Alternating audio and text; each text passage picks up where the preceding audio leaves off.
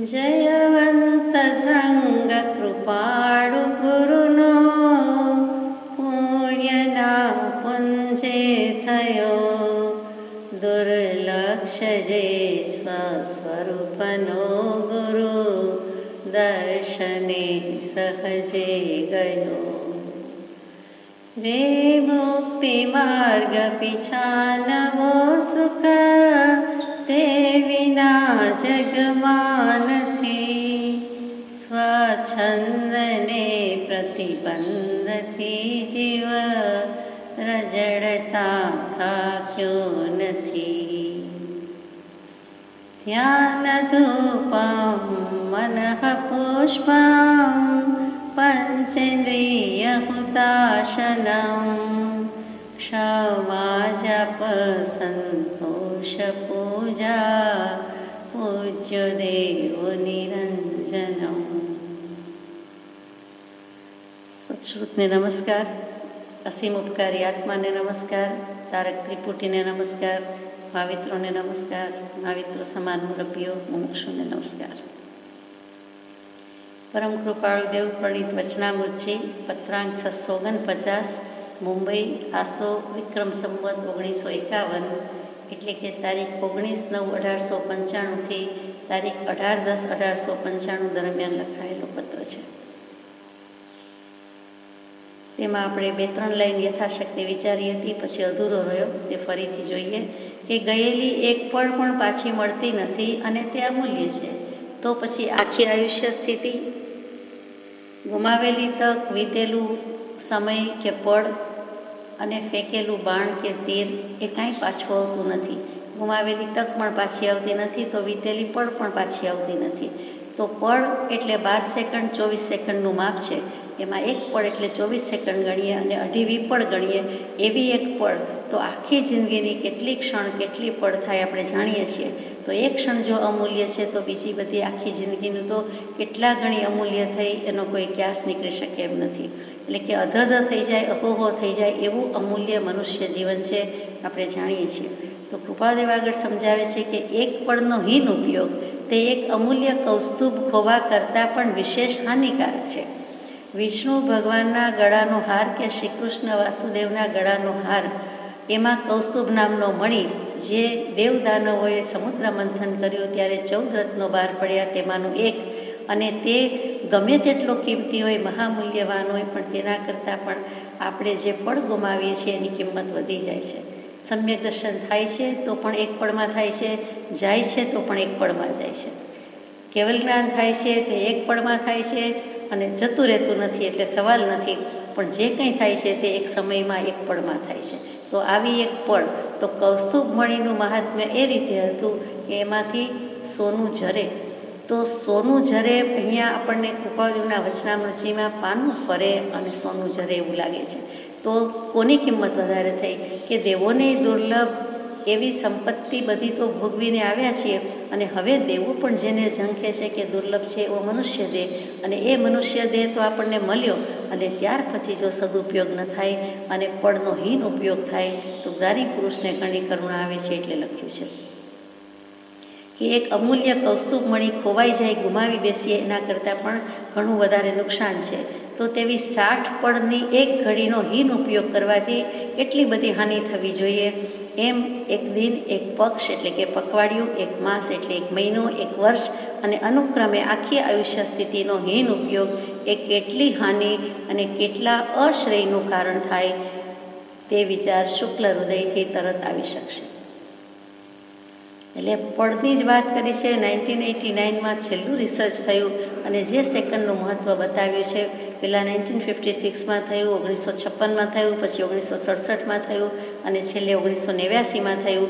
અને જે વાત માટે તેમને નોબેલ પ્રાઇઝ મળ્યું છે તે વાત કે આ સેકન્ડની કેટલી વખત છે, સેકન્ડનું શું મૂલ્ય છે, સેકન્ડ નાની છે કે મોટી, અને સેકન્ડનું માપ આપ્યું છે, તે વિચાર કરતાં પણ આપણને કરી દે છે કે સીસિયમ 133 પરમાણુની આધારભૂત અવસ્થામાં તેના જેટલા હાઇપર ફાઇન પરમાણુ અથવા તો જે સ્તરમાં આવે છે, અને તેમાં 9 અબજ 16 લાખ અથવા તો 16 કરોડ 19 કરોડ, ફરીથી 9 અબજ 19 કરોડ 26 લાખ 31,700 એટલા વિકિરણ એટલે કે એટલી વખત એક સેકન્ડમાં ઘડિયાળ ટીક ટીક કરે છે, જે આપણા લક્ષ્યમાં નથી, પણ તેમણે તે શોધીને આપ્યું છે.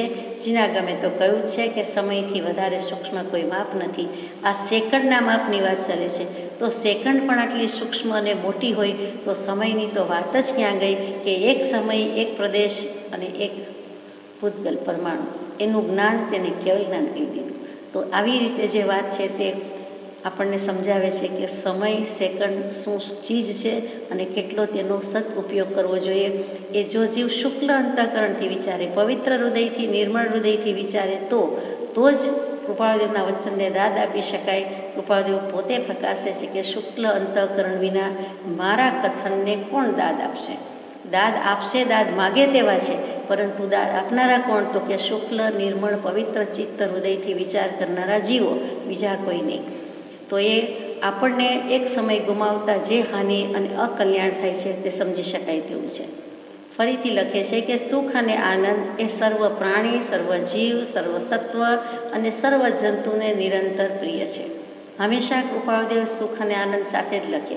નિર્દોષ સુખ, નિર્દોષ આનંદ લો ગમે ત્યાંથી ભલે, એમાં પણ એ જ મૂક્યું. અહીંયા પણ સુખ અને આનંદ મૂક્યું છે. એકને ગુણ લ્યો, એકને પર્યાય કહો, બધું એક જ છે. તો કે આત્માના છે, આત્માનો ગુણ છે, આત્માની પર્યાય થયા કરે છે અને સુખની સાથે હંમેશા આનંદ આવે છે. તે સુખ એ આત્માનો ગુણ છે, પરંતુ આનંદ પર્યાય છે. એ કેટલીક વખતે જીવને આનંદ હોય, કેટલીક વખતે ન પણ હોય, પણ સુખ તો એનો ગુણ જ છે. તો અહીંયા સર્વ સચ્ચિદાનંદ સ્વરૂપ કહીએ છીએ, ત્યાં પણ આનંદ કહી દીધું. સચ્ચિત આનંદ એ જ વસ્તુ અહીંયા કહી દીધી છે. તો કે જ્ઞાન અને આનંદ સાથે જાય કે સુખ અને આનંદ સાથે જાય, વિચારવા જેવી વાત છે. તો એ કોને પ્રિય છે? તો કે બધાને લઈ લીધા, બધી જ સૃષ્ટિના બધા જીવોને લીધા, સર્વ પ્રાણી એટલે કે જે કોઈ પ્રાણ ધરાવે છે, તે શ્વાસ લે છે તે બધા જીવો, અને જે પ્રાણ ધરાવે છે તે બધા જીવો. એટલે ખાસ કરીને જીનાગમથી સ્પેસિફાઈ કરીને કહીએ તો 2 ઇન્દ્રિય, 3 ઇન્દ્રિય, 4 ઇન્દ્રિય, એ બધા જીવો આમાં આવી ગયા કે જેને પ્રાણ છે. પ્રાણ તો મનુષ્ય નહીં છે, વધુમાં વધુ 10 પ્રાણ હોય, અને મનુષ્યને 10 પ્રાણ છે. 5 ઇન્દ્રિયના મનોબળ, વચન બળ, કાય બળ, શ્વાસોચ્છ્વાસ અને મન. તો કે આ પ્રમાણે 10 પ્રાણ તો કીધેલા જ છે. પછી સર્વ પ્રાણી આવી ગયા, પછી સર્વ જીવ આવી ગયા. એમાં કોઈ પણ જે જીવે છે તે, જેનામાં ચેતના છે તે, એ બધા જ જીવ આવી ગયા. અને કેટલીક વખત જીવ કહેતા ત્યાં પંચેન્દ્રિય પણ કહે છે. પછી સર્વસત્વ આવી ગયા, અસ્તિત્વ જેનું છે તે, પૃથ્વી કાય, અપકાય, તેવું કાય, વાવ કાય, એ બધાનું અસ્તિત્વ છે. અને પોતે એક જ કાય ધરાવે છે, એટલે કે એક જ ઇન્દ્રિય ધરાવે છે, તેમ છતાં તે જીવ છે, આત્મા છે, તેનું અસ્તિત્વ છે. અને સર્વ જંતુ, તો જંતુમાં નાનામાં નાનું જીવડું જંતુ પણ આવી ગયું, ભૂત કહેતા વનસ્પતિ પણ આવી ગઈ, અને જેમાં કંઈ સમાવેશ ન પામ્યા હોય એ બધા જ આવી ગયા.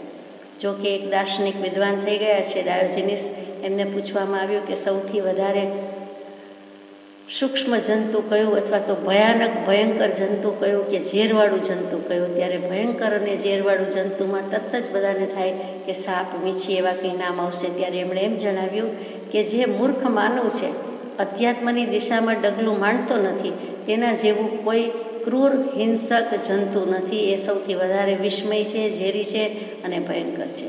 એટલે કે મૂર્ખ માનવ કહી દીધો, કે મહામાનવ કહેવાની બદલે માનવ છે, જે 5 ઇન્દ્રિય, 6ઠું મન ધરાવે છે, છતાં આગળ જતો નથી, જઈ શકતો નથી, અધ્યાત્મની દિશામાં કે માર્ગમાં કદમ પણ ભરતો નથી, અને વિવેક કરી શકતો નથી. તે ક્રૂર છે, કેમ કે તે ઘણી બધી હિંસા આચરે છે. તે તન, મન, ધન, મન, વચન, કાયાથી ઘણી હિંસા આચરે છે, આદરે છે, માટે તેને હિંસક કહી દીધું છે. તો અહીંયા સુખ અને આનંદ સર્વ પ્રાણી, જીવ, ભૂત, સત્વ જે કયો તે બધાને નિરંતર પ્રિય છે. થોડા સમય માટે વાલું છે, પ્રિય છે, એમની નિરંતર. એમાં રાત દિવસ એમ થાય છે કે આટલું ગમે છે, આટલું નથી ગમતું. આ સુખ અને આનંદ તો જોઈએ જ છે, છતાં દુઃખ અને આનંદ ભોગવે છે. એટલે કે એનું કારણ શું હોવું જોઈએ? તો કે એ સુખી નથી, અથવા તો એને કંઈ ને કંઈ રીતે દુઃખી છે અને આનંદ ભોગવે છે. એનું કારણ શું છે? કે દુઃખ છે અને દુઃખમાં આનંદ માને છે. કૂતરું છે એ હાડકું ચાવે છે અને પોતાના મોંમાંથી, દાંતમાંથી લોહી નીકળે છે, પરંતુ એને એમ થાય છે કે હું હાડકું ચાવું છું, એમાંથી આ લોહી કે આ રસ મને આનંદ આપે છે અને મને આમાંથી સ્વાદ આવે છે. હકીકતમાં એની ભયંકર ભૂલ છે, પોતાની ભૂલ દેખાતી નથી.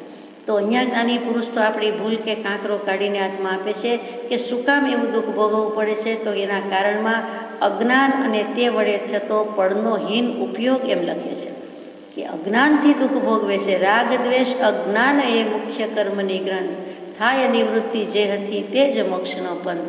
કે રાગ દ્વેષ જાય તો મોક્ષ, એમ આપણે બોલતા હોઈએ છીએ, સાંભળતા આવીએ છીએ, પરંતુ સાવ એવું નથી. કૃપાળદેવે એક શબ્દ મૂક્યો કે રાગ દ્વેષ અજ્ઞાન એ મુખ્ય કર્મની ગ્રંથ. આત્મજ્ઞાન નથી, સમ્યક દર્શન નથી, તો અજ્ઞાન છે, સઘળું અજ્ઞાન છે. અજ્ઞાન છે એટલે રાગ દ્વેષના ગુણાકાર થયા કરે છે, સરવાળા થયા કરે છે, એમાં બાદ બાકી ભાગાકાર આવતા નથી. માટે જિંદગીનો હીન ઉપયોગ થાય છે. એક પળ પણ આટલી મૂલ્યવાન છે તો આખી જિંદગીનું મૂલ્ય કેટલું છે. અને મૂલ્યવંતી જિંદગી, રત્નમયી જિંદગી છે, કોડી બદલે જાય. એ આ મનુષ્ય ભવનો હીન ઉપયોગ કરીએ છીએ. માટે તો હીન ઉપયોગ થતો અટકાવવાને પ્રત્યેક પ્રાણીની ઈચ્છા હોવી જોઈએ, પરંતુ કયા સાધન વડે, એમ ક્વેશ્ચન માર્ક, પ્રશ્નાર્થ ચિહ્ન મૂકીને પત્ર પૂરો કર્યો છે કે દરેક જીવની, પ્રાણીની ઈચ્છા હોવી જોઈએ કે મારે પળનો સદુપયોગ કરવો છે, શ્રેષ્ઠ ઉપયોગ કરવો છે. હીન ઉપયોગ એટલે ખોટો ઉપયોગ કરવો નથી. અહીંયા હીન ઉપયોગનો અર્થ વધારે એ દેખાય છે. નીચો ઉતરતો અધમ હીણો પણ શું, તો કે સૌથી વધારે નુકસાન થાય છે અને સૌથી વધારે તો ખોટો ઉપયોગ. સત ઉપયોગ નથી, સદઉપયોગ નથી, સાચો ઉપયોગ નથી, આત્મામાં ઉપયોગ નથી, તો એ હીન ઉપયોગ છે. અને એ અટકાવવા માટે દરેકની ઈચ્છા હોવી જોઈએ, પણ સાધન જોઈએ. તો કયું સાધન હોવું જોઈએ? તો સાધનનું નામ આપ્યું નથી, આપણે વિચારવાનું છે. આ બધા છેલ્લા કેટલાક પત્રોથી સ્ફુટ થઈ જાય છે કે સત્સંગ અને સત્પુરુષ તે સાધન છે. તો સત્પુરુષ અને સત્પુરુષની કીધેલી આજ્ઞા, એટલે સત્પુરુષની આજ્ઞા એ સત્સંગ સાધન થયું અને સત્સંગ પણ થયું. એટલે કે સત્સંગ અને આજ્ઞાના સાધન વડે થઈ શકે છે. એકલા સત્સંગમાં આજ્ઞા આવી જ જાય છે અને એકલી આજ્ઞામાં સત્સંગ આવી જાય છે. બંને હોય તો વળી વધારે કલ્યાણ થશે, કે સોનામાં સુગંધ પડશે. પરંતુ આ સાધન વડે આપણને ઈચ્છા થવી જોઈએ કે હવે હીન ઉપયોગ કરવો નથી. આત્માથી સૌ હીન છે, એની બદલે આપણે આત્મા સૌથી હીન એમ કરીને બેઠા છીએ. સૌથી વધારે નજરમાં પહેલાં છેલ્લા સાથે હાથે માથે આત્મા આવવો જોઈએ. એના બદલે આપણને આત્મા સિવાયનું બધું જે છે તે પેલું નજરમાં આવે છે. છેલ્લે સમય મળે, ફુરસદ મળે, મૂડ આવે તો આત્માની વાત વિચારીએ, એમ નહીં. આત્માથી સૌ હીન છે. જગતમાં કોઈ પણ આત્માને પોતાનો આત્મા જેટલો પ્રિય છે એટલું કોઈ પ્રિય નથી. એટલે જ આપણે ઘણીવાર કહીએ છીએ કે જીવ બચાવવા જીવ શું શું નથી કરતો. એમ કરીને પોતાનો જીવ બચાવવા માટે બધું જ કરી છૂટે છે, કેમ કે પોતાને પોતાનો જીવ વાલો છે. એટલે કે એક આત્માને, પોતાના આત્માને, પોતાનો આત્મા જગતમાં સૌથી વધુ પ્રિય છે. એ સનાતન સત્ય છે, એનો સ્વીકાર કરવો રહ્યો. અહીંયા પત્ર પૂરો થાય છે. 649મો. આગળ જઈએ.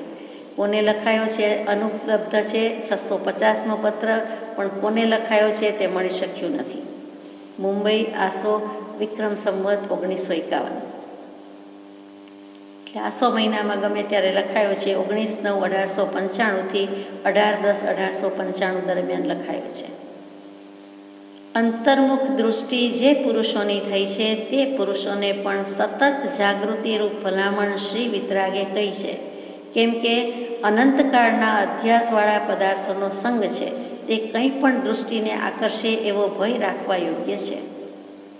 ફરીથી પહેલેથી કે સમ્યક દૃષ્ટિ, અંતર્મુખ દૃષ્ટિ જે પુરુષોની થઈ છે તે. તો અંતર્મુખ દૃષ્ટિ થઈ જાય, બહિરાત્મા હોય, બહિર્વૃત્તિ હોય, એમાંથી અંતરાત્મા પણ પ્રગટે. એનો અર્થ છે કે અંશે ભગવાન થયો, એ સમ્યક દૃષ્ટિ થયો, એને અંશે કેવલ જ્ઞાન થયું, એને બીજ જ્ઞાન થયું, એને સંકિત થયું, એને આત્મજ્ઞાન થયું. તો એવી અંતર્મુખ દૃષ્ટિ થઈ ગઈ. મિથ્યા દૃષ્ટિ હતી, મિથ્યાત્વ હતું, એમાંથી એને સમ્યક્ત્વ પ્રગટી ગયું. એ બહિરાત્મામાંથી અંતરાત્મા થઈ ગયો. એટલે કે પરમાત્મા સ્વરૂપની જેનામાં ઝાંખી થઈ ગઈ છે, હવે અંશે પરમાત્મા છે અને પરમાત્મા બનવાનો છે. તેવા પુરુષ કહેતા તેવા આત્માને પણ સતત જાગૃતિ રૂપે ભલામણ કહી છે. કોણે? શ્રી વિતરાગે. કૃપાળદેવ હું કહું છું એમ નથી લખતા. વિતરાગ ભગવંતની આજકાલ કરતાં અનંતા વિતરાગ થયા તે બધા ભગવાને આ જ કહ્યું છે. અનંત કેવલી પ્રભુએ આ જ ફરમાવ્યું છે. શું? સતત જાગૃતિ રૂપ ભલામણ કહી છે. ભલામણ ભલું થાય તેવી શિખામણ, તેનું નામ ભલામણ. ભલું થાય તેવી શીખ અને સતત જાગૃતિ રૂપ આપણું ભલું થઈ જાય, કલ્યાણ થઈ જાય, રૂડું બની જાય એવું વાત છે. શું? સતત જાગૃતિ. જાગૃતિ એક તો હોતી નથી અને હોય તો સતત હોતી નથી. આ બંને શબ્દો સતત વિચારવા જેવા છે કે સતત અને જાગૃતિ જો ખોવત હે, જો સોવત હે વો ખોવત હે, કબીર સાહેબ કહે છે.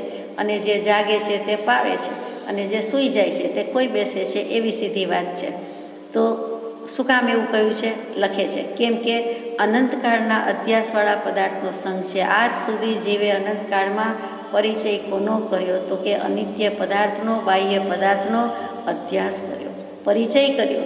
અને એ અધ્યાસ એટલે કે પોતે તે રૂપ નથી છતાં એમાં ભ્રાંતિ છે, એટલે માની લીધું કે પરને પોતાનું માન્યું છે. એ મોટામાં મોટો અધ્યાસ છે. અભ્યાસ થઈ ગયો છે, અધ્યાસનો અભ્યાસ થઈ ગયો છે.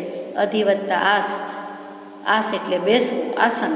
અને અતિ, જેનો પોતે અધિકારી નથી, પોતાનું જે આસન નથી, પોતાની જગ્યા નથી, બેઠક નથી, સ્થાન નથી, ત્યાં જઈને બેસી જાય છે, તેનું નામ અધ્યાસ. દેહ પોતાનો નથી તો દેહાદિક પદાર્થ પોતાના આવી શકે જ નહીં, તેમ છતાં તેને માને છે, તે મોટામાં મોટી ભ્રાંતિ છે, અધ્યાસ છે. અને એવા અધ્યાસવાળા પદાર્થનો જ સંગ છે, એનો જ એને પાનારો, પનારો કે પરિચય છે. તે કંઈ પણ દૃષ્ટિને આકર્ષે એવો ભય રાખવા યોગ્ય છે. એટલે ગમે ત્યારે એ મિથ્યા દૃષ્ટિને આકર્ષી લે તેવો ભય રાખવા યોગ્ય છે. કે જો સતત જાગૃતિ ન રહી તો મુવા પડ્યા કે ચૂક્યા, મરી ગયા સમજો, માર્યા ઠાઠ સમજો, એમ પ્રભુશ્રીજી વારંવાર કે કૃપાળદેવ જુદી રીતે કહે, પણ વાત તો એ જ આવે. તો કે એવી રીતે કરવા જેવું છે કે સતત જાગૃતિ, જાગૃતિ, જાગૃતિ. કેટલા બધા સ્વભાવની વાત મૂકી ત્યારે કૃપાળદેવે એક પત્રમાં એમ પણ લખી દીધું કે પરમ જાગૃત સ્વભાવને ભજ, પરમ જાગૃત સ્વભાવને ભજ. એટલે ત્યાં સ્વભાવ જ કહી દીધો કે પરમ જાગૃતિ હોવી જોઈએ. આમ પણ સુષુપ્ત ચેતનને જાગૃત કરનાર કોણ છે? તો કે અહો સત્પુરુષના વચનામૃત, મુદ્રા અને સત્સમાગમ. તો એ રીતે સુષુપ્ત સારી રીતે સારી પેઠે ઊંઘી ગયેલા જીવને જાગૃત કરે છે. ઢંઢોળી ઢંઢોળીને જ્ઞાન ચેતનાને જાગૃત કરે છે, તે સત્પુરુષના વચનામૃત છે. અને પછી જાગૃત કરે છે, પછી જાગૃત થયેલા જીવને માથે જવાબદારી આવી કે હવે મારે આ જાગૃતિમાં વધારો કરવાનો છે, જાગૃતિ મેન્ટેન કરવાની છે તેટલી ને તેટલી રાખવું, જો ન વધી શકે તો તેમ. જેમ વૈરાગ્ય રાખવાનો છે સતત, એમ જ જાગૃતિ પણ રાખવાની છે. જો જાગૃત ન રહ્યા તો માર્યા ઠાર. આવી ભૂમિકામાં આ પ્રમાણે ભલામણ ઘટે છે. એમ છે તો પછી વિચાર દશા જેની છે એવા મુમુક્ષુ જીવે સતત જાગૃતિ રાખવી ઘટે એમ કહેવામાં ન આવ્યું હોય તો પણ સ્પષ્ટ સમજી શકાય એમ છે કે મુમુક્ષુ જીવે જે પ્રકારે પર અધ્યાસ થવા યોગ્ય પદાર્થ આદિનો ત્યાગ થાય તે પ્રકારે અવશ્ય કરવો ઘટે. અંતરાત્મા થઈ ગયો હોય, સમ્યક દર્શન પ્રાપ્ત થઈ ગયું એવા જીવે પણ સતત જાગૃતિ રાખવાની છે, જેથી એનું સમ્યક દર્શન સમ્યકત્વ લૂંટાઈ ન જાય કે પડી ન જાય. તો પછી એથી ન્યૂન દશા છે, ઓછી ભૂમિકા છે, એનાથી ઓછા સ્ટેજમાં જે છે, માત્ર હજુ તો વિચાર દશાએ જ આવ્યા છે, તેવા મુમુક્ષુએ કહેવાની જરૂર નથી. તેમ છતાં કહી દઉં છું, નીડલેસ ટુ સે, અને તેમ છતાં હું ભલામણ કરું છું, કહી દઉં છું, સમજી શકાય એવું છે કે મુમુક્ષુ જીવે તો પર અધ્યાસ થવા યોગ્ય પદાર્થ આદિનો ત્યાગ થાય તે પ્રકારે અવશ્ય કરવો ઘટે છે. એટલે કે પર અધ્યાસ, પરનો પરિચય. ત્યાં અધ્યાસ એટલે પરને પોતાનું માન્યું છે તે ભ્રાંતિ, અને પર પદાર્થ જે અનિત્ય પદાર્થ છે, કાયા પણ વીણસી જવાની છે, વિનાશ પામવાની છે, છતાં દેહાધ્યાસ રાખીને બેઠો છે, તે પર અધ્યાસ છે. દેહ પણ પર છે, સ્વદ્રવ્ય ન કહેવાય અને પરદ્રવ્ય કહેવાય, એ પૂતગલ દ્રવ્ય છે, આત્મા આત્મદ્રવ્ય છે. તેમ છતાં સાથે લઈને બેઠા છે અને તેનો જ અધ્યાસ, તેનો જ વળગાડ છે. તો એ બધા પદાર્થનો ત્યાગ કરવો જોઈએ, અવશ્ય કરવો ઘટે. એ અધ્યાસનો ત્યાગ કરવાનો છે, દેહનો ત્યાગ કરી દેવાનો નથી, પણ દેહમાં આત્મબુદ્ધિ રાખી છે તેનો ત્યાગ કરવાનો છે. જો કે આરંભ પરિગ્રહનો ત્યાગ એ સ્થૂળ દેખાય છે, તથાપિ અંતર્મુખ વૃત્તિનો હેતુ એ હોવાથી વારંવાર તેનો ત્યાગ ઉપદેશ્યો છે. અંતર્મુખ વૃત્તિને કરવાની છે, એટલા માટે આરંભ પરિગ્રહનો ત્યાગ કરવાની વારંવાર ભલામણ છે અને ઉપદેશ છે. જો કે પોતે જ લખ્યું છે કૃપાળદેવે કે એ ત્યાગ તો સ્થૂળ છે. અહીંયા સ્થૂળ એટલે શું? તો કે ત્યાગ તો દેખીતો મોટો લાગે છે, બાહ્ય છે, ભૌતિક છે, જડ છે, મોટો છે, ગાઢ છે, મજબૂત છે, પરંતુ એ ત્યાગ ગમે એમ તો એ બાહ્ય છે. એ બાહ્ય રીતે વેશ પરિવર્તન થઈ ગયું એટલે સાચા અર્થમાં સંયમ કે દીક્ષા છે, તો તેમ તો નથી. એ સ્થૂળ છે, સ્થૂળ દૃષ્ટિએ છે, એટલે કે ઉપલક દ્રષ્ટિએ છે, બાહ્ય રીતે છે. જીવને તે જ દેખાતું હોય છે, તેના પરથી જ તેની દશા અવદશાનું મૂલ્યાંકન કરતા હોય છે. એ પણ એટલું જ જરૂરી છે. એટલે કે અંતર્મુખ વૃત્તિ કરવા માટે બાહ્ય ત્યાગ ભલે સ્થૂળ હોય, ભલે એ ત્યાગ છે અને સ્થૂળ છે, બાહ્ય છે, તો પણ કરવા યોગ્ય છે. અને એટલા માટે જ એનો ત્યાગ ઉપદેશ્યો છે. કોનો ત્યાગ?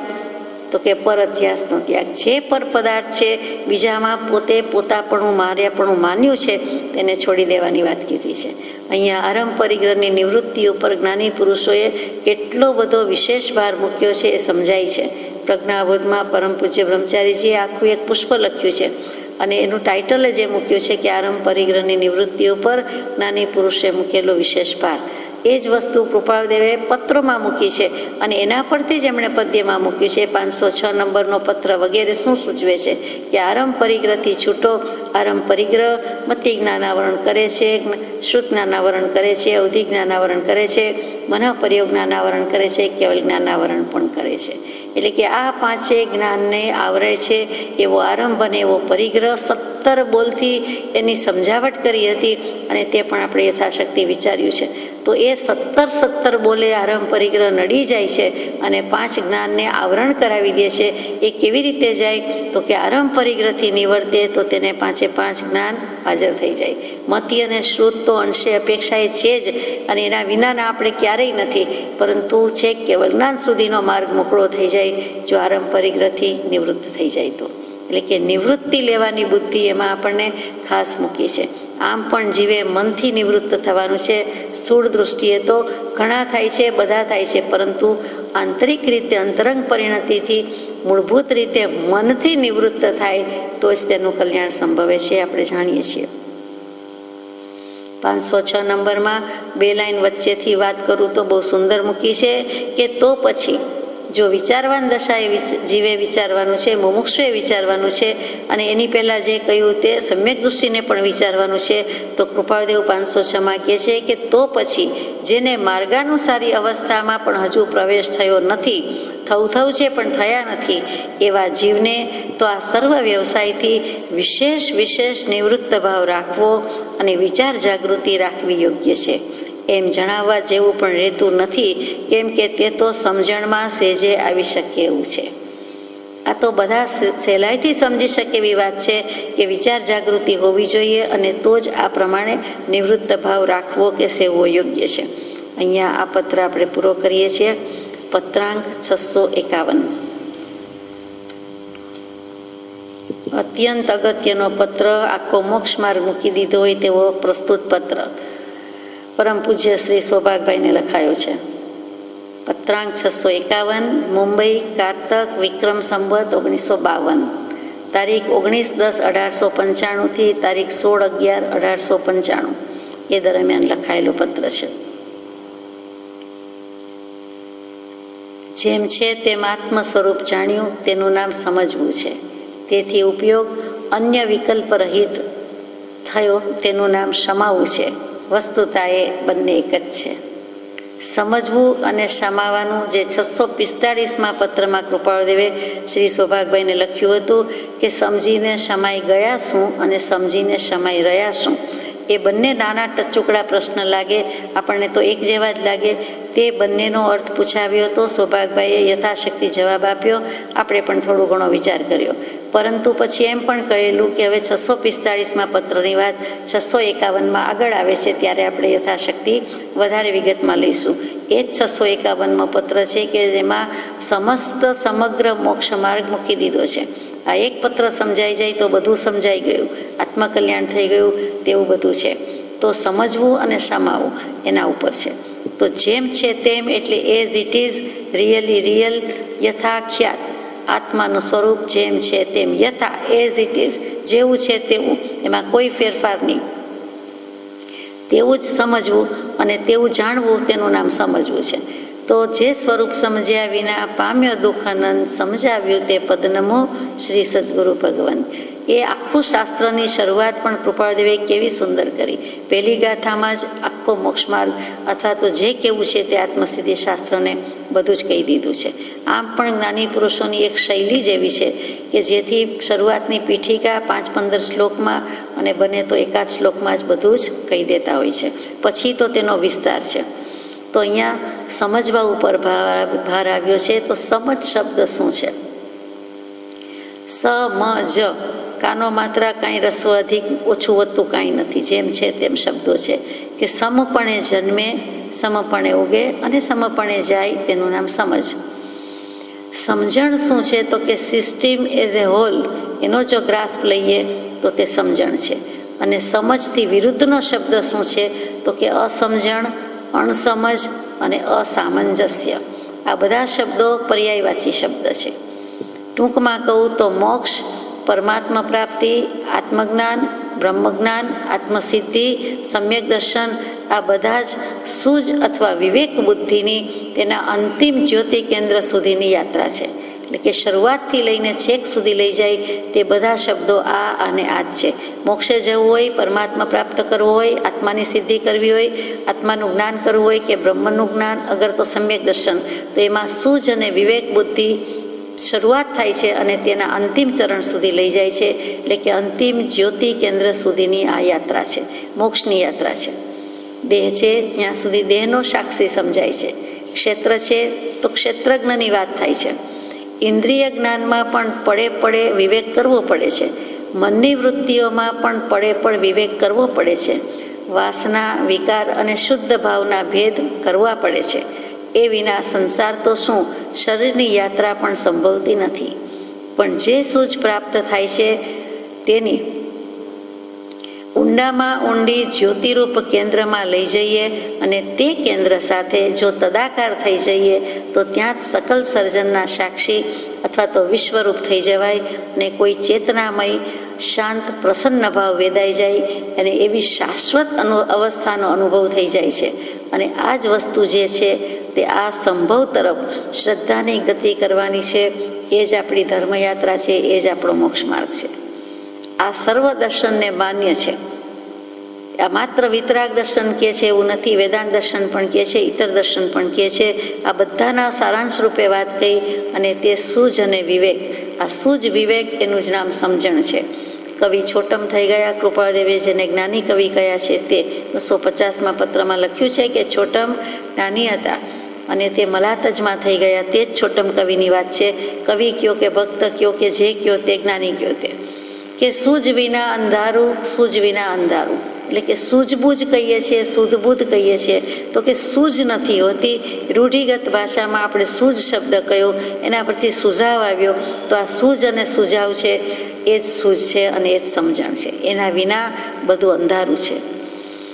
અંતરનું અંધારું ઓગાળવા, અંતરમાં અજવાળું જવું જોઈએ. અંતરનું અંધારું છે એને ઓગાળવું છે, અંતર છે, પણ અંતરમાં અજવાળું જવું જોઈએ ત્યાં તકલીફ છે. કે ટોર્ચ વગેરે હોય પણ પ્રકાશ વસ્તુ પર પડવો જોઈએ તો એ વસ્તુ દેખાય છે. એટલે કે વસ્તુ ઉપર પ્રકાશ પડવો જોઈએ તો દેખાય છે. તેવી જ રીતે અંતરની અંદર એ અજવાળું જવું જોઈએ તો જ પહોંચી શકાય છે. અહીંયા પહેલું વાક્ય છે કે જેમ છે તેમ આત્મ સ્વરૂપ જાણવું, તેનું નામ સમજવું છે. આત્મ સ્વરૂપ શું? તો કે આત્મા. આત્મા શબ્દ માટે અપ્પા શબ્દ પણ વપરાય છે અર્ધમાગધી પ્રાકૃતમાં. એટલે કે અપ્પા એટલે આત્મા, એટલે એનો એક અર્થ આત્મા પણ થાય અને અપ્પા કહેતા આપ પણ થાય. એટલે આપણે વ્યવહારમાં જે તમેની બદલે બહુમાન સૂચક આપ કહીએ છીએ તે આપ. તો અહીંયા સ્વપર પ્રકાશકતાની વાત ધીમેકથી મૂકી દીધી. જણાય છે કે સ્વને જાણવા સાથે પરને જાણી શકે તો સાચી પર પ્રકાશકતા સમજી કહેવાય. પોતે પોતાને જાણે સાથે પરને પણ જાણે એટલે સ્વ પર પ્રકાશકતા. એ કોનો ગુણ છે? તો કે પ્રત્યક્ષ ચેતન સત્તાનો ગુણ છે. તેઓ આત્મા હોવાનું પ્રમાણ છે અને તે પર પ્રકાશકતાથી બધું જણાય છે. કેમ કે પેલી સ્વ પર પ્રકાશકતા કહી છે. તો સ્વ અને પરનું ભેગું સ્વરૂપ કમ્પોઝિટ ફોર્મ શું છે? તો કે કમ્પોઝિટ ફોર્મ બીજું કાંઈ નથી પણ જે આપણો આત્મા આપણા દેહને લઈને બેઠો છે તે.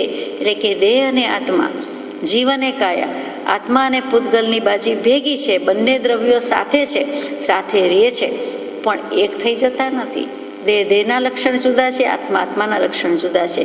તો આજે આત્મા અને પૂતગલનું ભેગું સ્વરૂપ છે, કમ્પોઝિટ ફોર્મ છે, તેની વાત કરીએ છીએ. તે આત્મ સ્વરૂપ નથી. આત્માનું સ્વરૂપ જુદું છે અને દેહનું સ્વરૂપ, પૂતગલનું સ્વરૂપ જુદું છે. પણ આ જે લીધેલું છે તેને જાણવું, તે આત્મ સ્વરૂપ જાણ્યા બરોબર છે. જીવ અજીવને જાણતા જીવ જણાઈ ગયો, એમાં બંને આવી ગયા. તો કે આત્મા અને દેહનું જે કમ્પોઝિટ ફોર્મ કે સંયુક્ત સ્વરૂપ છે અને તેમાંથી આત્માને જાણી લઈએ એટલે ઓટોમેટિકલી એકને જાણતા બીજું બધું જ જણાઈ જાય છે. એકને જાણતા સમસ્ત લોકાલોકને જાણીશ. તો જેમ છે તેમ આત્માનું સ્વરૂપ, આત્મ સ્વરૂપ જાણ્યું તેનું નામ સમજવું છે. અહીંયા જાણ્યું અને સમજવું બંને એક કહી દીધું. એટલે જાણવું સમજવું પર્યાય શબ્દ થયા, પણ સમજવું અને સમાવવું જુદા થયા. તેથી ઉપયોગ અન્ય વિકલ્પ રહિત થયો, તેથી તેનું નામ સમાવવું છે. હવે ઉપયોગ ક્યાં જાય છે, શું કરે છે? તો કે જે કંઈ બાજી છે, ખેલ છે, આખો પત્ર છે, તે ઉપયોગનો જ છે. આ અધ્યાત્મના જગતમાં, અધ્યાત્મની સૃષ્ટિમાં સમસ્ત ખેલ દૃષ્ટિનો છે, પણ એટલે કે સમ્યક દર્શનનો છે. એવી જ રીતે એ દૃષ્ટિ સૃષ્ટિની વાત છે, તેમજ આત્મા કહેતા દર્શન ઉપયોગ ને જ્ઞાન ઉપયોગ તો ભેગા જ છે, એની વાત પણ સાથે જ આવે છે. તો ઉપયોગ અન્ય વિકલ્પ રહિત થયો એટલે બીજું કાંઈ નહીં, પણ આત્મ સ્વરૂપમાં ગયો. વિકલ્પ, ઉપયોગ સમજવા જેવા શબ્દો છે. ઉપયોગ જ્યારે ફેરફાર પામે છે એટલે કે બીજા ઉપયોગમાં જાય છે ત્યારે જ એને વિકલ્પ કહીએ છીએ. દર્શન ઉપયોગ છે એ નિર્વિકલ્પ છે, ત્યારે કંઈ વિકલ્પ હોઈ શકતા નથી. પણ જ્ઞાન ઉપયોગ છે એમાં જ બધા વિકલ્પ હોય છે. આ તે પેલું કેમ નહીં વગેરે વગેરે પ્રશ્નાવલી થાય છે, તે બધી જ જ્ઞાન ઉપયોગનું કામ છે. તો અહીંયા કહે છે ઉપયોગ અન્ય વિકલ્પ રહિત થયો, તેનું નામ સમાવવું છે. એટલે કે આત્મ સ્વરૂપમાં આવ્યો, તેનું નામ સમાવવું છે. કૃપાદેવ કહે છે વસ્તુતાએ બંને એક જ છે. સમજવું અને સમાવવું બંને વસ્તુતાએ હકીકતમાં, ઇનફેક્ટ, ઇન રિયાલિટી એક જ છે. બંને વસ્તુ એક જ છે.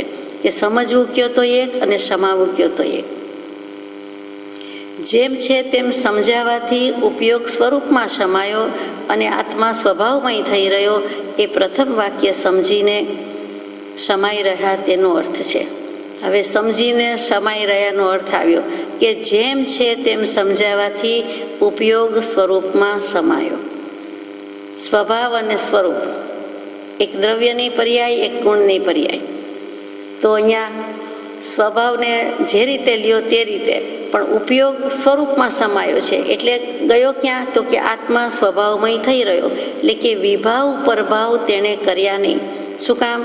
જેમ છે તેમ આત્માને સમજવાથી પોતાનો ઉપયોગ એટલે કે આત્માનો ઉપયોગ બીજે ગયો નથી, વિભાવમાં ગયો નથી, પરમાં ગયો નથી, પરભાવ કર્યા નથી. તો રે ક્યાં? બિચારો જાય ક્યાં? તો કે બિચારો નથી. એ પોતે પોતાનામાં સમાય છે, પોતે પોતાનામાં જ રહે છે. આત્માની અનંત શક્તિ છે, એ પરદ્રવ્યમાં, પરભાવમાં વપરાતી નથી. તો જાય ક્યાં? તો કે પોતાની અનંત શક્તિ, અનંત ચતુષ્ટય પોતાનામાં જ છે અને તે સ્વરૂપમાં સમાયો, આત્મા સ્વભાવમય થઈ રહ્યો. એ પ્રથમ વાક્ય સમજીને સમાઈ રહ્યા તેનો અર્થ છે. આમ પણ આપણે જાણીએ છીએ કે દર્શન ઉપયોગ અને જ્ઞાન ઉપયોગ. તો દર્શન ઉપયોગ તો જે તે વસ્તુને સામાન્યપણે જોઈ લઈએ છીએ, એઝ એ હોલ જોઈ લઈએ છીએ, પછી વધારે આગળ જતું નથી, એ નિર્વિકલ્પ ઉપયોગ છે. પરંતુ જ્ઞાન ઉપયોગનું જ કામ છે કે આ કેવું છે, કેમ છે, ક્યારે, કેટલા, ક્યાં, એ બધા પ્રશ્નાવલી કોના છે? તો કે જ્ઞાન ઉપયોગના છે. તો દર્શન ઉપયોગ ઉપર જ્ઞાન ઉપયોગ નિર્ભર થઈ જાય તો તેને ત્યાં શું ભાન થાય? તો કે સ્વભાવનું ભાન થાય. ઉપયોગ આત્માના સ્વરૂપમાં જાય, આત્મા સ્વભાવમય થઈ રહે અને તે તેનો અર્થ છે કે સમજીને સમાઈ રહ્યા. એટલે કે જે સમજ્યો, જે પુરુષ, જે આત્મા સમજ્યો, તે સમાયો તેને જ કહેવાય. અને બહુ અગત્યની વાત છે, તો જ એને આત્માનો અનુભવ થાય. એટલે આપણે આ સમજીએ જ છૂટકો છે. અન્ય પદાર્થના સંયોગમાં જે અધ્યાસ હતો અને તે અધ્યાસમાં આત્માપણું માન્યું હતું, તે અધ્યાસરૂપ આત્માપણું સમાઈ ગયું. એ બીજું વાક્ય સમજીને સમાઈ ગયા તેનો અર્થ છે. અન્ય પદાર્થના સંયોગમાં જે અધ્યાસ હતો એટલે કે પર પદાર્થ, બીજા પદાર્થ, એમાં આપણને જે ભ્રાંતિ હતી, જે વહેમ હતો, જે મિથ્યાત્વ હતું, મિથ્યા માન્યતા હતી, વિપરીત માન્યતા હતી, એનું નામ અધ્યાસ. એ ભ્રાંતિ, એ મિથ્યાત્વ. અને તે અધ્યાસમાં શું હતું? આત્માપણું માન્યું હતું. એટલે કે તે ભ્રાંતિ અને પાછી સાચી લાગે, ભ્રાંતિ છે એમ ભાન ન પડે, તે જ હું છું. આત્મા તે હું છું એમ થવાની બદલે દેહ તે હું છું એમ થઈ ગયું અને પરમાં પોતાપણું સ્થાપી દીધું અને પાછું આસન જમાવીને બેસી ગયા. એક તો બીજાની જગ્યા, આમ જુઓ તો કોઈની જગ્યા નથી, છતાં માનવું હોય, વ્યવહારથી કહેવું હોય તો બીજાની જગ્યા, કે આત્માની જગ્યા નથી, આત્માનું ઠેકાણું નથી. આ આત્માનું સાચું એડ્રેસ સિદ્ધશિલા જ છે, પણ આપણે જાણતા નથી, એટલે કહેવું કેવી રીતે? પરંતુ ખરેખર તો એનું સ્થાન ત્યાં છે. તો બીજું દેહ વગેરે છે તે પોતાનું સ્થાન નથી, પણ અત્યારે તે લઈને બેઠો છે, એટલે તેમાં આસન જમાવીને બેસી ગયો. બીજાની જગ્યા વ્યવહારમાં, અને તેમ છતાં પોતે પોતાની માનીને અડ્ડો જમાવીને આસન લગાવીને બેસી જાય અને પછી કે નાના પહેલાં હું અહીં બેઠો હતો ને આ જગ્યા મારી છે વગેરે વગેરે. એવું જ દેહ દેહાદિક પદાર્થ માટે અધ્યાસ છે, એમાં આત્માપણું માન્યું છે અને એ અધ્યાસરૂપ આત્માપણું સમાઈ ગયું છે. એ બીજા વાક્યનો અર્થ છે કે સમજીને સમાઈ ગયા. પહેલા વાક્યનો અર્થ સમજીને સમાઈ ગયા અને અહીંયા સમજીને સમાઈ ગયા, એટલે કે એકમાં રહ્યા છે, એકમાં ગયા છે. આગળ વિચાર્યું તે સમજીને સમાઈ રહ્યા, અને અત્યારે કહ્યું તે સમજીને સમાઈ ગયા, તેનો અર્થ છે. આગળ જઈએ કે પર્યાય અંતરથી અર્થાંતર થઈ શકે છે. વાસ્તવમાં બંને વાક્યનો પરમાર્થ એક જ વિચારવા યોગ્ય છે.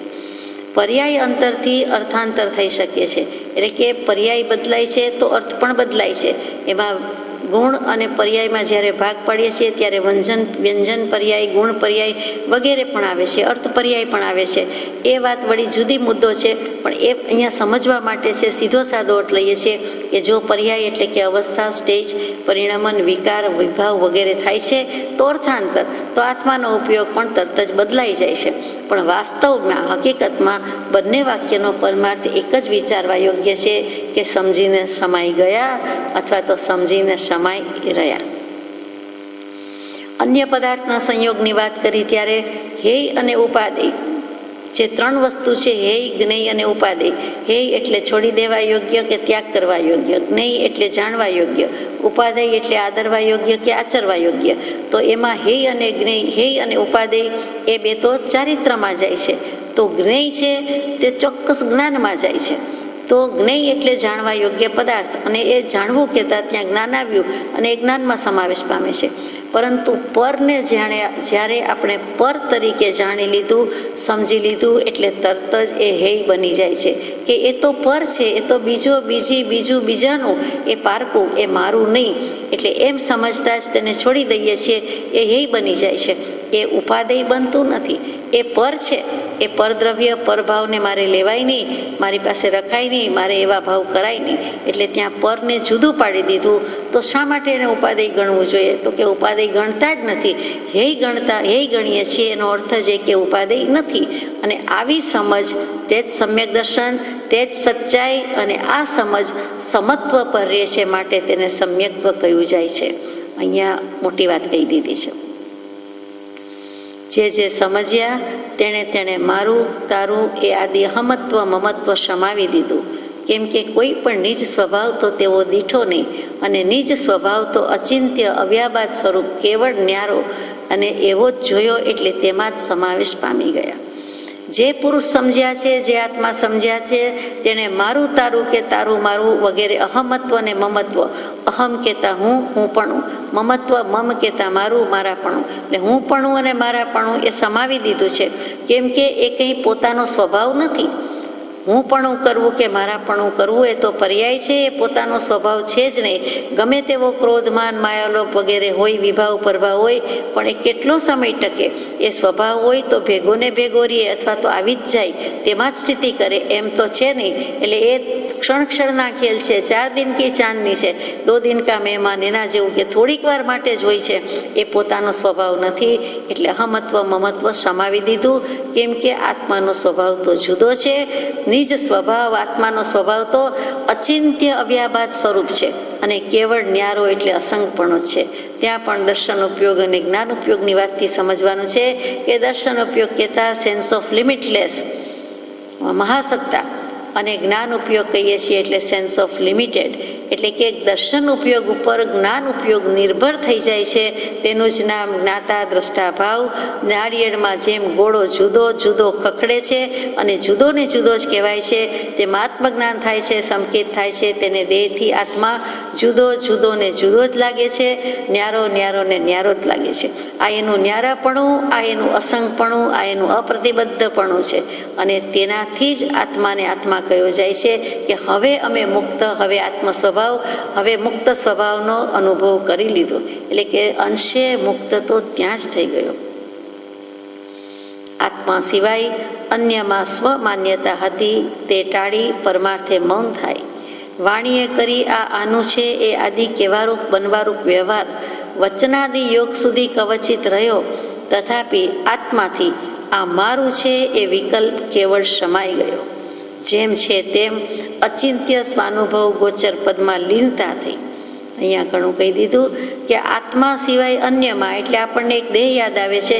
કારણ કે ધર્માસ્તિકાય, અધર્માસ્તિકાય, આકાશાસ્તિકાય અને કાળ એ ચાર દ્રવ્ય તો ઉદાસીનપણે નિમિત્ત છે, સહાયક છે. એટલે તે તો વચ્ચે આડા આવતા જ નથી. જે છે તે જીવ પૂતગલની બાજી જ છે. તો આત્મા સિવાય અન્યમાં એટલે કે દેહાદિક પૂતગલમાં, પદાર્થમાં જે સ્વમાન્યતા હતી, પોતાની માન્યતા હતી, પોતાપણું રાખ્યું હતું કે મારું છે અને તે જ હું છું, તે ટાળીને પરમાર્થે મૌન થયા. કેમ કે આત્મજ્ઞાન ત્યાં મુનિપણું, તે સાચા ગુરુ હોય. પરમાર્થે મૌન થયા એટલે કે આત્મજ્ઞાન થયું, આત્માને પોતાનું જાણપણું આવી ગયું, સમ્યક દર્શન થઈ ગયું. પછી વાણીએ કરીએ આ આનું છે એ કદાચ કહેવારૂપ બનવારૂપ વ્યવહાર છે કે આ ઘર કોનું છે, કે આ ભાઈ ક્યાં રહે છે, આ બેન શું કરે છે, તો તે વખતે જવાબ આપવો પડે. કોઈ ચોરાઈ ગઈ વસ્તુ, કોનો રૂમાલ છે, કોની ઘડિયાળ છે, તો કહેવું પડે હા મારું છે. પરંતુ જીવને લક્ષ સ્વ સ્વરૂપનો ચૂકાતો નથી કે કહેવું પડે છે કે મારું છે, કેમ કે મેં ખરીદ્યું, વાપર્યું, મૂક્યું, માન્યું, વાપરું છું માટે. પરંતુ ખરેખર તો વસ્તુતાએ આત્મા સિવાય પોતાનું કાંઈ જ નથી. તો દેહાદિક પદાર્થ ક્યાંથી હોઈ શકે, અન્ય પદાર્થ ક્યાંથી પોતાના હોય? પણ તે વખતે વ્યવહારથી બોલ્યું જાય છે. પરમાર્થથી તો મૌન જ છે, જાણપણું જ છે.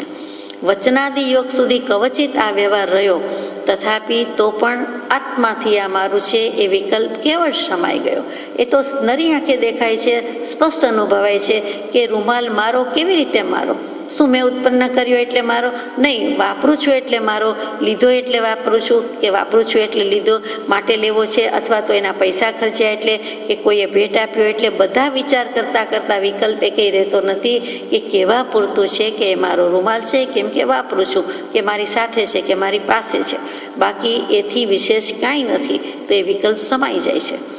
જેમ છે તેમ અચિંત્ય સ્વાનુભવ ગોચર પદમાં લીનતા થઈ.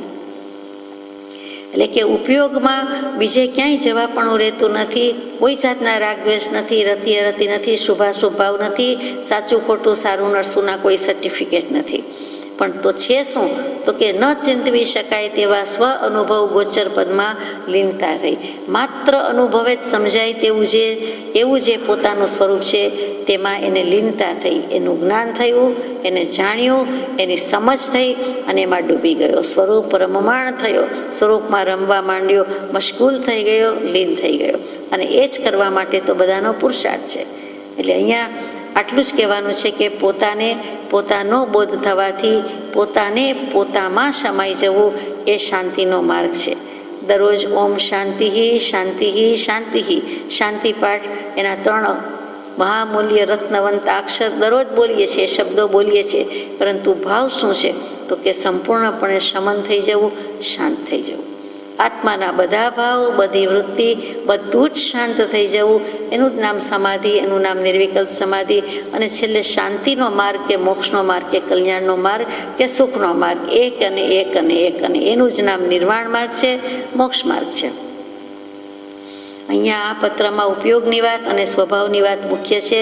અને જે સમજ્યા તેણે બધું જ છોડી દીધું છે, હમતા મમતા. અને કેમ કે એ આત્માનો સ્વભાવ નથી.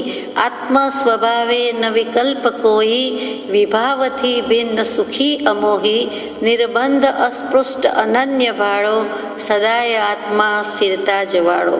Shri Rajchandra Prabhupada વંદુ. There is nothing above the nature and there is nothing abiding the nature. આ જે વાત છે ચોખ્ખી મૂકી દીધી છે. આગળ જઈએ. આ બંને વાક્ય એટલે કે કયા બંને વાક્ય? સમજીને સમાઈ ગયા, સમજીને સમાઈ રહ્યા. એ બંને વાક્ય લોકભાષામાં પ્રવર્ત્યા છે, તે આત્મભાષામાંથી આવ્યા છે. રૂઢિગત રીતે રોજબરોજના વ્યવહારમાં સમજ્યા એ તો અથવા સમજે તો થાય ને, સમજે નહીં કહેવાય. હું સમજી ગયો અને હું જાણી ગયો, આઈ નો, યુ નો ચાલતું જ હોય છે, તો એ લોકભાષા છે. રોજબરોજની બોલાતી ભાષામાં સમજ્યા, સમાઈ ગયા, સમજ્યા, ન સમજાયા, ન સમાયા એટલે કે છલકાયા, ન છલકાયા, એ બધી આપણી લોકભાષા છે. એટલે એવું લાગે છે એમાં વપરાય છે, પ્રવર્તન થાય છે. પરંતુ કૃપાળદેવ કહે છે કે આવ્યા છે અનુભવની એરણ પરથી આવ્યા છે, આત્મભાષામાંથી આવ્યા છે. જેમ છે તેમ સહજ સ્વરૂપ અનુભવ્યું છે. પછી આ શબ્દને ગ્રંથ પર, પાના પર ચડાવેલા છે. પાને ચડાવ્યા છે, પણ પછી પેલા પોતાને તેનો પાનારો છે, પાનો છે, પછી આત્મભાષામાંથી આવ્યા છે એટલે મુકાયા છે. એટલે કે આત્મામાંથી શબ્દો, આ ભાવ લૂછાઈને આવતા હોય, ઉછળીને આવતા હોય તેમ મૂકેલા છે. આ સીધી સાદી રીતે મૂકી દીધા નથી. એવી જ રીતે સૌભાગભાઈને પૂછાવ્યું ત્યારે ઘણો વિચાર કૃપાળદેવે કર્યો છે. પછી સમજીને સમાઈ ગયા અને સમાઈ રહ્યાનો અર્થ પૂછાવ્યો છે. સૌભાગભાઈએ પણ વિચારણા કરી છે. હજુ પણ કૃપાળદેવની એ જ શિખામણ એમને પણ છે, ઉર્ફે આપણને પણ છે કે કર વિચાર તો પામ, કાંઈક વિચાર કર, પ્રમાદ છોડી જાગૃતતા, નહીં તો રત્ન ચિંતામણી જેવો મનુષ્ય દેહ નિષ્ફળ જશે. જે ઉપર કયા છે તે પ્રકારે ન સમાયા, તે સમજ્યા નથી, એમ એ વાક્યનો સારભૂત અર્થ થયો. અથવા જેટલે અંશે સમાયા તેટલે અંશે સમજ્યા, અને જે પ્રકારે સમાયા તે પ્રકારે સમજ્યા, એટલો વિભાગાર્થ થઈ શકવા યોગ્ય છે. તથાપિ મુખ્યાર્થમાં ઉપયોગ વર્તાવો ઘટે છે. ખરું લખે કૃપાળદેવ. આ જે બંને વચન કયા છે, સમજ્યા, સમાઈ ગયા અને સમાઈ રહ્યા, તેનો અર્થ કરે છે કે જે ન સમાયા તે સમજ્યા નથી, એનો સારભૂત અર્થ થયો. સાચી વાત છે કે છેલ્લેથી લીધું કે સમાયા નથી એટલે કે છલકાયા છે, એટલે કે સમજાયું નથી, સમજ્યા નથી. અથવા જેટલે અંશે સમાયા તેટલે અંશે સમજ્યા, 100% નહીં તો જેટલી સમજણ થઈ તેટલી અંશે શમન થયું, સમાવાનું બન્યું. અને જે પ્રકારે સમાયા તે પ્રકારે સમજ્યા, એટલે કે ઊંધેથી લીધું છે કે 10માંથી 1 જાય તો 9, 9માંથી 1 જાય તો 8, એવી રીતે લીધું છે. 1 2 3 4 5 6 7 8 9 10 નહીં લીધું. તો જે પ્રકારે સમાયા એટલે કે જે રીતે, જે ઢાંચામાં, જે ઢંગથી સમાયા છે તેટલા ઢાંચામાં, તેટલા ઢંગમાં, તેટલી રીતે તે સમજ્યા છે. એટલો વિભાગ અર્થ થઈ શકવા યોગ્ય છે. આપણે વિભાગ પાડીને અર્થ કર્યો. તથાપિ તો પણ મુખ્યાર્થમાં ઉપયોગ વર્તાવો ઘટે છે. કે મુખ્ય અર્થ શું કયો છે? તો કે આત્માને સ્વભાવનું ભાન થવું જોઈએ. ઉપયોગ સ્વભાવમય થઈ રહ્યો હોય તો આમ બની શકે, નહીં તો બની શકતું નથી. હવે આગળ વાત આવે છે કે અનંતકાળથી યમ નિયમ, શાસ્ત્ર, અવલોકન આદિ કાર્ય કર્યા છતાં સમજવું અને સમાવવું એ પ્રકાર આત્મામાં આવ્યો નહીં, અને તેથી પરિભ્રમણ નિવૃત્તિ ન થઈ. પરિભ્રમણ નિવૃત્તિ કેમ નથી થઈ? એનો જવાબ આવ્યો, યમ નિયમ સંયમ આપકીયો, પુનિત્યાગ બિરાગ અથાગ લયો, તદપી કચુ હાથ હજુ ન પર્યો. સાધન તો અનંતવાર કર્યા, અનંતકાળ, અનંતવાર અને અનંતકાળથી પરિભ્રમણ અને અનંત જીવો. પરંતુ આ સમજવું, સમાવવું, બંનેનું જે ઐક્ય થઈ જવું જોઈએ, બંને તાદાત્મ્યવત થઈ જવું જોઈએ, બંને જુદા નહીં પણ બંને એક જ, એ જે પ્રકાર થવો જોઈએ, તેથી પરિભ્રમણ નિવૃત્તિ ન થઈ. તે થયું નથી. એટલે કે 2 હાથ વાગે તો તાલી પડે, અનુભવની તાલી પડે, તે તાલી પડી નથી, અને તેથી પરિભ્રમણ સમાપ્ત થયું નથી. એટલે અહીંયા ભાર ક્યાં આવ્યો કે સમજ્યા નથી. તો સમજ્યા નથી તો એટલું બધું સમજણનું શું મહત્વ છે? તો એની વાત કરે છે. અખાજીનું એક પદ છે, કાગળ તણી હોડી વડે સાગર કદી તરાય ના, ચિતરેલ મોટી આગથી ભોજન કદી રંધાય ના, જળ તળા સ્મરણો કરીએ, એટલે કે પાણી યાદ કરીએ, જળ વીણ તરસ છીપાય ના, કહે સંત શિષ્ય સદા જગતમાં સમજ વીણ સુખ થાય ના. આ તો સંત શિષ્ય લખેલું પદ છે. અખાજીનું વળી બીજું પદ છે કે સમજ વીણ સુખ થાય ના. સમજાય તો સુખ છે, ન સમજાય તો દુઃખ જ છે. એટલે કે સમજનું એટલું બધું મહત્ત્વ મધ્યકાલીન ગુજરાતી સાહિત્યમાં પણ મૂકેલું છે. આપણે વ્યવહારમાં પણ કહીએ છીએ કે સમજે તો કહેવાય ને, સમજે તો સાંભળે ને, સમજે તો માને ને, અને સમજે તેને કહેવાય.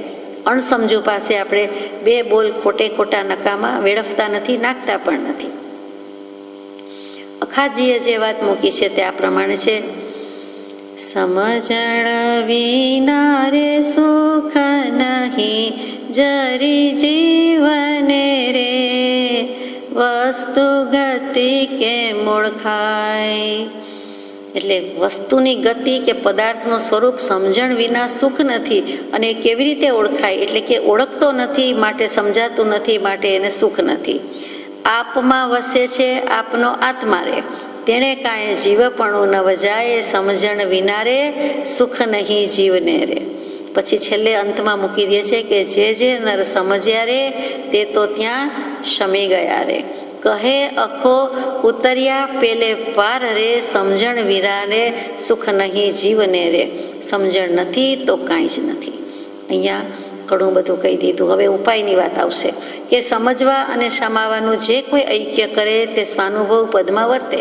પોતાનો અનુભવ કેવી રીતે થાય? બધા કહે છે તે દાવા ખોટા, મોટા ભાગના ખોટા. કે અમે સમજ્યા છીએ એ તો ઠગાયા છે. કૃપાદેવ કે માની લીધું છે અનાદિકાળથી જીવને સ્વ સ્વરૂપના નિર્ણયમાં જ ભૂલ થતી આવી છે, અને અમે સમજી ગયા, અમે શાંત થયા છીએ, અમને આત્માનો અનુભવ થઈ ગયો છે. તો વિચાર કરવા જેવું છે. આત્માનું અસ્તિત્વ ભાસ્યું નથી અને કહે છે કે અમને આત્માનું અસ્તિત્વ ભાસ્યું છે. એક વખત પણ જો અસ્તિત્વ ભાસે તો આત્મા ત્યાં નજરાય છે, ત્યાંથી ખસી શકતો નથી. અસ્તિત્વ એ સમ્યક્ત્વનું અંગ છે, પરંતુ એ માને છે અને માને લીધે કોઈ ફળ નથી. દશા હોય તો નિષેધવાની જરૂર નથી, પણ ન હોય તો માની લેવાની જરૂર નથી. કેટલી સુંદર વાત કહી દીધી છે. તો સમજવું ને સમાવાનું જે કોઈ ઐક્ય કરે તેને આત્માનુભવ થાય છે, આત્માનુભવ પદમાં વર્તે છે. તેનું પરિભ્રમણ નિવૃત્ત પણ થાય છે. અને સદગુરુની આજ્ઞા વિચાર્યા વિના જીવે તે પરમાર્થ જાણ્યો નહીં.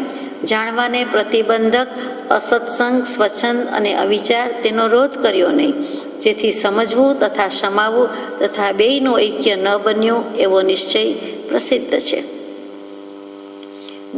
ત્રણ વસ્તુ કહી દીધી અહીંયા, કે 3 દોષ મોટા આપણને હાથમાં આપી દીધા. કે શું કર્યું છે? તો કે એક તો પરમાર્થ જ જાણ્યો નથી. કેવી રીતે? તો કે સદગુરુની આજ્ઞા જાણી નથી અને વિચારી નથી. અને સદગુરુની આજ્ઞા જાણવા વિચારવામાં પ્રતિબંધક 3 દોષ કયા? એક અસત્સંગ, બીજો સ્વચ્છંદ અને ત્રીજો અવિચાર. એનો રોધ કર્યો નહીં, એને અટકાવ્યા પણ નહીં. અરે આ સમજવું છે, આ કરવું છે, આ મોટા 3 દોષ છે, પણ દોષની ખબર હોય તો નિવારવાનો ઉપાય કરીને, જ્યાં નિદાન જ ન હોય ત્યાં નિવારે શું? તો કે આ નિદાન કારણ કૃપાળુદેવે હાથમાં લાવીને મૂક્યું કે આ 3 દોષથી તમે અટક્યા છો, તો એ 3 દોષનું હવે નિવારણ કરો, ઉપાય કરો.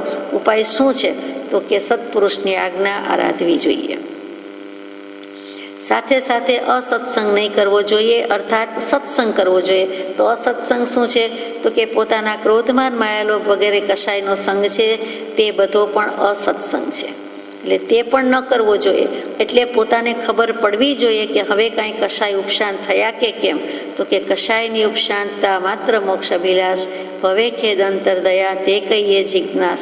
પછી તે જિજ્ઞાસુ જીવને થાય સદગુરુ બોધ, તો પામે સમકિતને વર્તે અંતર શોધ. ઇન્દ્રિય ગ્રામના સંયમ વિના, એટલે કે ગ્રામ એટલે સમૂહ, 5 ઇન્દ્રિયો, એના સંયમ વિના દિલનો ઉછાળો આવે એ આંધળો છે. અનહદના ચિંતનની, સાચા શ્યામને મળવાની, સાચા પિયુને પામવાની શરત એટલી જ છે કે વાસનાને વશ ન થવું. વાસના, વિષય, વિકાર, વિભાવ ન જોઈએ. Not wanted, not interested. અને તો જ આપણું ચિત્ત આ અનહદને ઓળખશે અને પામશે. આ અનહદ એ જ આત્મતત્વની વાત છે. અનહદને અંદરથી અંતરમાં અનુભવશે, વસ્તુ સાથે તાદાત્મ્ય સાધશે. ધ્યાન, ચર્ચા, પ્રેમ, પૂજા, ઉપાસના, ભક્તિ, સમજણ વગેરેનું પર્યવસાન આ એકત્વરૂપ જ્ઞેય જ્ઞાનના લયરૂપ 52 બાહેરની અવસ્થા છે. 52યાની 12 છે. કકા બારાક્ષરીમાં નહીં આવે. 36 મૂળાક્ષર અને અ આ ઈ બધા 12 અને રૂ બધા 4.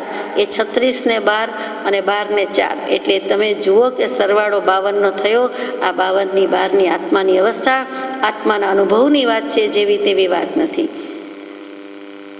જે સ્વરૂપ શ્રી સર્વજ્ઞ દીઠું જ્ઞાનમાં કહી શક્યા નહીં, પણ તે શ્રી ભગવાન જો દેહ સ્વરૂપને અન્ય વાણી તે શું કહે, અનુભવ ગોચર માત્ર રહ્યું તે જ્ઞાન જો. પણ જવાનું કરવાનું તે છે, અને આ 3 દોષને કાઢી નાખવાના છે: અસત્સંગ, સ્વચ્છંદ અને અવિચાર. એટલે કે વિચાર કરવાનો છે, સ્વચ્છંદ પ્રતિબંધ મૂકી દેવાના છે, અને સત્સંગ કરવાનો છે. અત્રેથી આરંભી ઉપરની ભૂમિકા ઉપાસે તો જીવ સમજીને શમાય એની સંદેહ છે. હવે આજથી અહીંયાથી જ શરૂઆત કરી દઈએ અને ઉપરની ભૂમિકા વિચારે તો જીવ ચોક્કસ સમજીને શમાય. એટલે કે જે જ્ઞાનની, આત્મજ્ઞાનની 7 ભૂમિકા કઈ છે કે પહેલી શુભેચ્છા, બીજી સુવિચારણા, ત્રીજી તનુમાનસી, ચોથી સત્વાપત્તિ, 5મી પદાર્થાભાવીની, અને પછી છેલ્લે 7મી તુર્યગા કઈ છે. તે વચ્ચે એક રહ્યું તે અસંશક્તિ.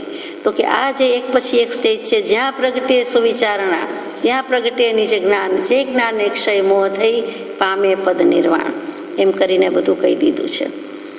અનંત જ્ઞાની પુરુષે અનુભવ કરેલો એવો આ શાશ્વત સુગમ મોક્ષ માર્ગ જીવને લક્ષમાં નથી આવતો. એથી ઉત્પન્ન થયેલું ખેદ સહિત આશ્ચર્ય તે પણ અત્રે સમાવીએ છીએ. જ્ઞાની પુરુષે અનુભવ કરીને કીધો છે, કૃપાદેવે પોતે અનુભવીને મૂક્યો કે આ શાશ્વત મોક્ષ માર્ગ છે, આ રીતે સુગમ છે, તો પણ જીવને લક્ષમાં આવતો નથી, ધ્યાનમાં આવતો નથી, નજર પડતી નથી, બેસતું નથી, સમજતો નથી. તો એથી એમને ખેદ થાય છે, એની સાથે આશ્ચર્ય પણ થાય છે કે આટલું સહેલું છે, આટલું સુગમ છે, આટલું જ કરવાનું છે, અને જીવ કેમ કરી શકતો નથી. સત સરળ છે, સર્વત્ર તેની પ્રાપ્તિ હોય છે. સત સતત છે અને સરળ પણ એટલું જ છે, અને એક પ્રદેશ પણ અસમીપ નથી, અને સર્વત્ર કહેતા સર્વ સ્થળે સર્વ સમયે તેની પ્રાપ્તિ છે. તો પણ કેમ પ્રાપ્ત થતો નથી, કેમ અનુભવ થતો નથી, એનું આશ્ચર્ય છે. એ પણ અમે અત્યારે સમાવીએ છીએ, કારણ કે સમજ અને શમનની જ આ વાત છે. સત્સંગ, સદવિચારથી સમાવા સુધીના સર્વ પદ અત્યંત સાચા છે, સુગમ છે, સુગોચર છે, સહજ છે અને નિસંદેહ છે. સત્સંગ હોય તો અને સદવિચાર હોય તો પછી સમાવા સુધીના સર્વ સ્ટેજ કયો, સર્વ પદ કયો, એ બધા જ અત્યંત સાચા છે.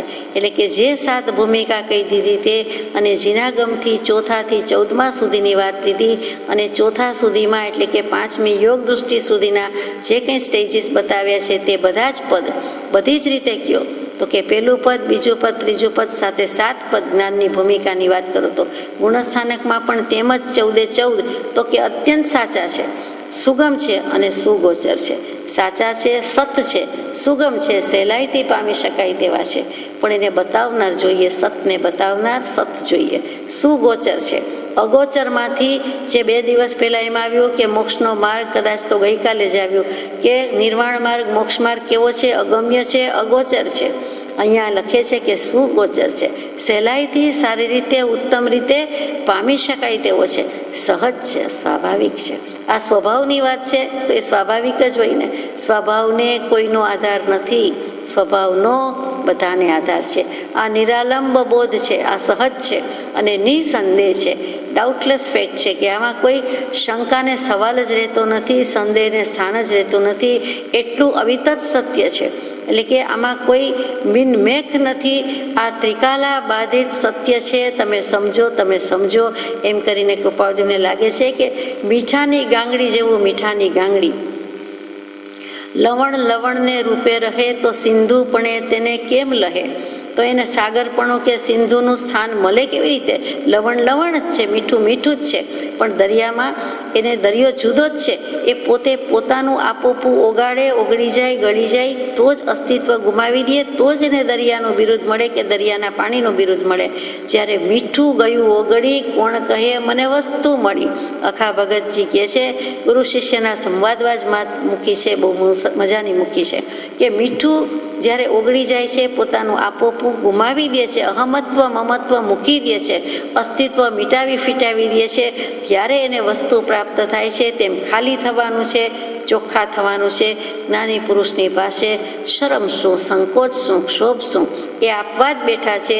મોક્ષ દુર્લભ નથી, મોક્ષ દાતા દુર્લભ છે. આપણને તો પરમ કૃપાદેવનો ભેટો થયો તો પછી એ મોટામાં મોટું એ જ વધામણું છે.